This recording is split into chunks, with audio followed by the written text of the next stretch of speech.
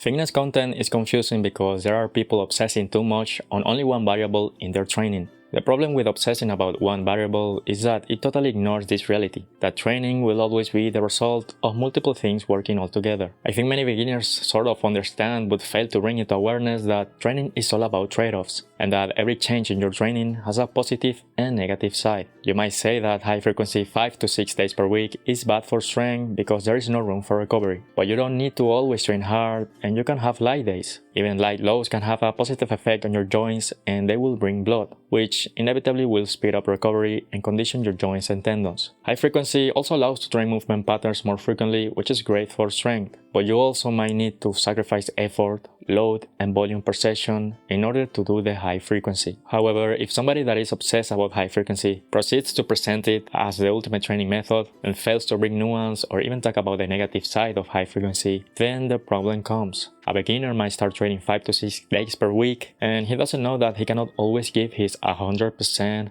under high frequency, or that he cannot always choose the heaviest load under high frequency, and ultimately he will get injured. He never understood that a lot of training is about nuance, about trade-offs. If you obsess about only one thing, then you will ignore the big picture, and that might negatively affect your training. This applies to basically everything in your training. You might want a good-looking physique, and you might have heard about the V taper. Then you listen about the importance of the lats, the shoulders, and the traps for the Dorito look. And if a content creator only focuses on that when talking about the V taper and forgets that abs are really important too, then the viewer will neglect his abs. His upper body might pop up, but not his abs. By obsessing about the upper body, you forget an important part that defines the V-taper, and it is the abs and how that creates depth and shape. It is even worse if the content creator completely ignores ab training and states that it is only a matter of body fat to sell a cookbook. One of the reasons why fitness content can be confusing is the battles or oppositions that hyper-obsession on only one variable can create. A typical example is volume versus intensity. This inevitably leads us to the question, why do people obsess about one variable? As both a consumer of fitness content and a creator, I think I have both perspectives nailed. From the perspective of a fitness creator, when you make a video, you sort of need a topic with a resolution and a problem. And you realize that people are attracted to a narrative that is clear and easy to follow.